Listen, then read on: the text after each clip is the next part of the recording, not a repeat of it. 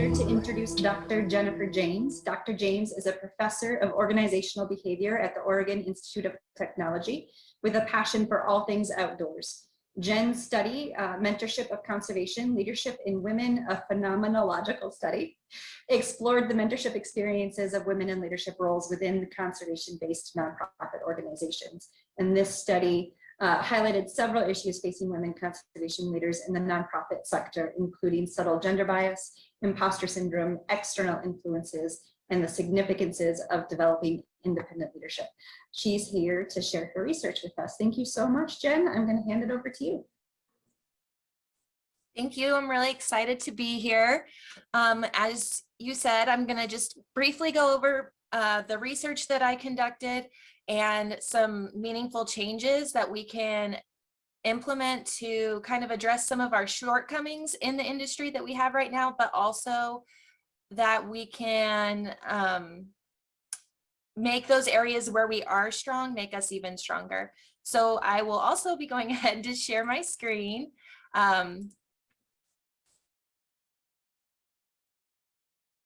So as Marcia said, my study was called Mentorship of Conservation, Leadership in Women, and it was a phenomenological study.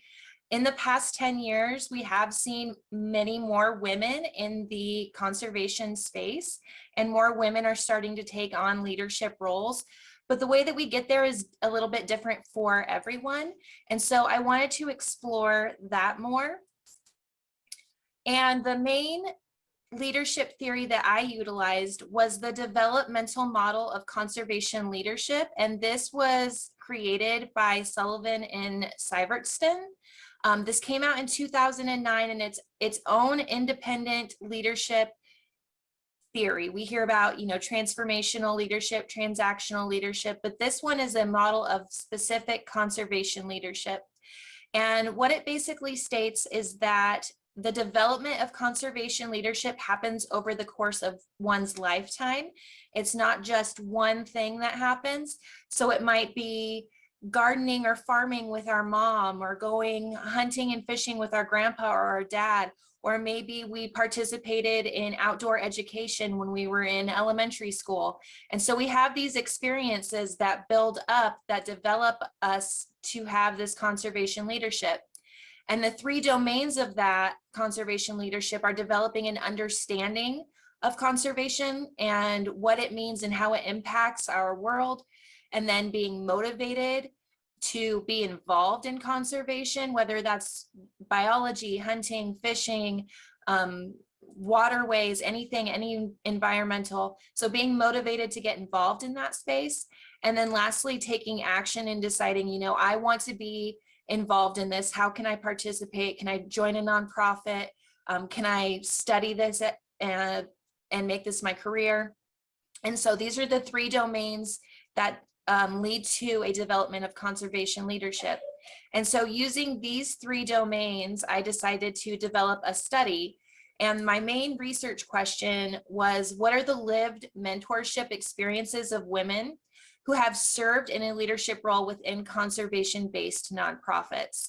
And so what I did was, with this key question in mind, I reached out to women leaders in conservation-based nonprofit, whether it was a land and water conservation, whether it was a specific species of conservation. I reached out and I tried to talk to all these women who had at least 2 years of experience leading in this space. And so they've already made it. They've climbed the ladder. What can we learn from them? What are the hardships that they've experienced, and what are the good things that they experienced that we can build off of and we can replicate? So I asked these leaders questions related to how they came to understand conservation, things that helped to motivate them to get involved in this space, and how they had actually taken action. And so with my questions based on those three domains, and with this question in mind, I reached out and I conducted this research. And some of the things that I found were, first and foremost, there was an existence of gender bias. And while some women reported that they had experienced just overt bias, whether that was sexual harassment or just, being told, hey, what are you doing? Go in the kitchen and make me a sandwich, kind of that very overt gender bias. Most of the participants actually reported having a subtle gender bias, where it was the language that was being used in the day-to-day actions. And one participant put it perfectly with the soft bigotry of low expectations. So they're being given a place at the table, but it's not because of necessarily their leadership skills, but they're that token woman to give that kind of illusion of diversity, or being asked like, oh, we should make you the face of this project because you're the prettiest one here, not because they're the smartest or the most able. And so it's not necessarily, they weren't saying maybe negative things, but the language that they're using and the verbiage that they're using is really, it's a form of gender bias. And so the most experienced participant that I had in this study, she has over 20 years in the conservation sector, and she's incredibly knowledgeable. And I really respect her a lot. And what she had said was, it's not something that we're going to outgrow as a community, as sexist and chauvinists age out of the professional field.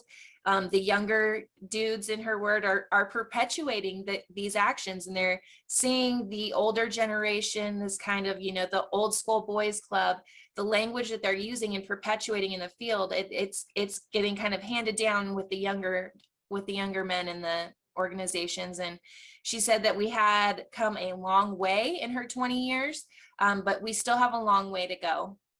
And so this was one of the main things that came up, was this mostly subtle gender bias.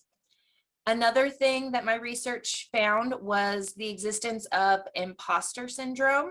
And if you're not aware of what imposter syndrome is, it's a set of beliefs, feelings, and behaviors that are centered around an individual's lack of self-confidence that's directly related to their ability to perform their role. And it's a feeling that they will be exposed as an imposter or a fraud. So this isn't necessarily being humble or downplaying our skills and ability, but it is when we are that one token woman that's on the board, how are we feeling with our confidence? Do we feel like we've earned our spot to be there? And are we feeling like our ideas are being heard? Nearly half of the participants in my study reported that they experienced imposter syndrome, and some of them mentioned it specifically. They were very aware that this was occurring to them and to others that they had come across, and some of them just alluded to it. So with the directly mentioning it, one of my participants said that I think a lot about imposter syndrome because they've felt it and they've seen it, and trying to be intentional about calling that out when we see other women experiencing that within our conservation sector. And then others alluded to it. One of them had stated, I guess I don't really think of myself as a mentor, but I probably am.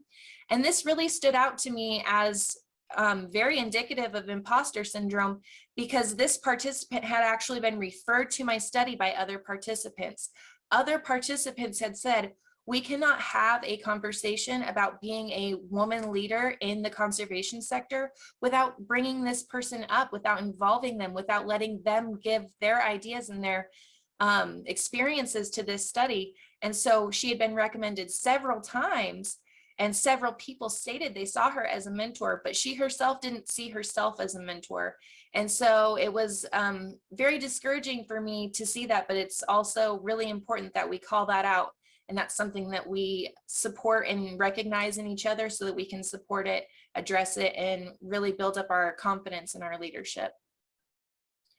One of the other things that came up was the importance of external influence. So over half of the participants mentioned how important it is to have some form of external influence, whether it was reaching within our own organization to another department, reaching out to another branch, say if you're in the Oregon sector of a nonprofit, reaching out to someone in the Montana sector.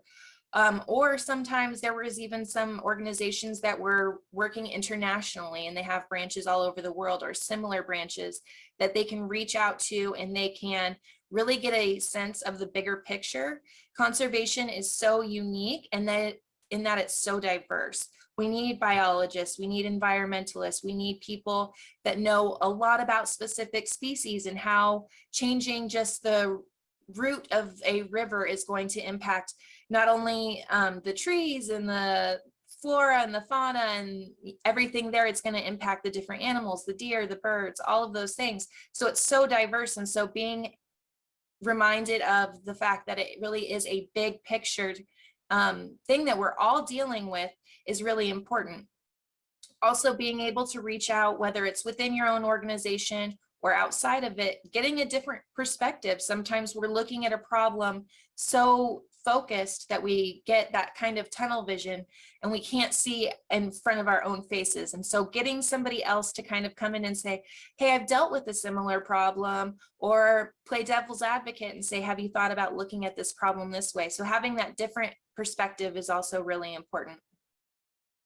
Lastly, with external influence, networking is key in this industry into making different relationships, finding mentors. Sometimes if you are the only woman maybe in your organization, finding a woman in another organization can help provide that mentorship, or being able to reach out to another woman in an organization that has that 20 years of an experience and can kind of take you under their wing and say, listen, this is how I climb the ladder and you can do it too.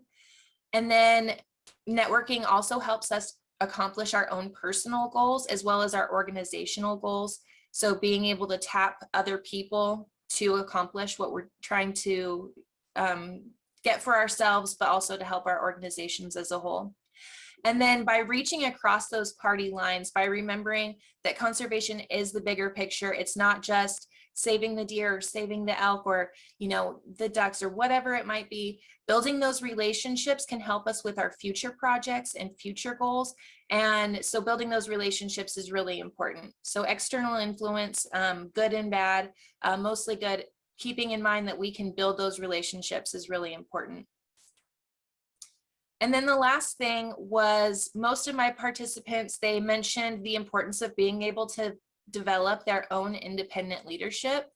And the main way that we do that is through mentorship experiences, by being mentored by others who have that experience and that knowledge, and by also mentoring others and giving them an opportunity to explore their own type of leadership skills. One of the best ways we learn is we observe the successes and failures of others. We see people do something that doesn't work out and we're like, okay, I'm not going to do that. We see other people succeed and we're like, you know, that's really a great idea. I think I can implement that. I see myself in that type of leadership, and that's something I want to perpetuate and mentor in others. One of my participants said specifically, just really embracing our differences and appreciating that, so we all can be successful, and it might not look the same way, and that's okay. And we can accept that and see those successes, even though it might be different from how we might accomplish that. So as leaders, being able to give our mentors and other people in our space, giving them freedom and creativity, and the women having access to express their freedom and their creativity and develop their own type of leadership is really important. And one of my favorite quotes from a participant about this was, she said, they teach you the ABCs, but then they let you read on their own. And that's a really key part of mentorship, because to go on in any form of leadership, you have to feel that you are credible and confident in what you know. And that really comes back to the imposter syndrome. If we are given opportunities to lead and to lead in our own way and be successful, it creates that confidence, and it creates that feeling of capability that we can really make a difference in this space. So having found these four things that are kind of occurring right now in the conservation-based nonprofits, I came up with a few recommendations that organizations can implement to address them. So with subtle gender bias, implementing some active learning strategies and interventions to educate individuals about gender bias. You know, with those old school boys club, just changing the way that we're talking, letting them know that yes, saying you take on this project because you're pretty is still a form of bias, because we want to be leaders because we're knowledgeable and we have the ability to do it and we're the best person for the job. With imposter syndrome, it's all about the organizational culture here, with establishing norms that recognize women for excellent work, implementing leadership training and creating opportunities for mentorship, whether that's within the organization or outside of the organization. So really creating that platform for women to have their voices heard and feel supported, and letting them know that their work is valuable and it is being recognized. With external influence, like I said, just really building a collaborative culture. We're all trying to accomplish conservation. We all might be going about it differently, but we all ultimately have the same goal. So increasing opportunities to reach out across those party lines benefits not just individuals, but it also benefits the organizations on a whole. And then lastly, developing independent leadership. We can do that by providing more mentorship opportunities. And we can do professional development workshops, leadership workshops like the one that we're in right now, and really sponsoring women's work. So creating a platform where women can be recognized for excellent work and really supporting them and promoting them. And that also does come back to, as I said, the subtle gender bias, just really creating that confidence that you can be a leader, you have the tools, you have the knowledge, you have the passion, and we can help others. We can open the door behind us and create more opportunities.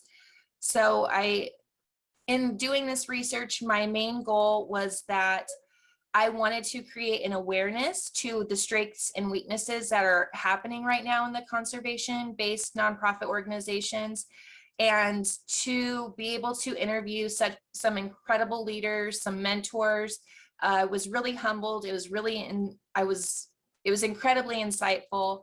And I'm so glad to see organizations like Artemis taking that research and not just kind of reviewing that data, but creating a resource base that women can go to, that they can learn from, that they can create their own path to leadership, whatever that may look like for them.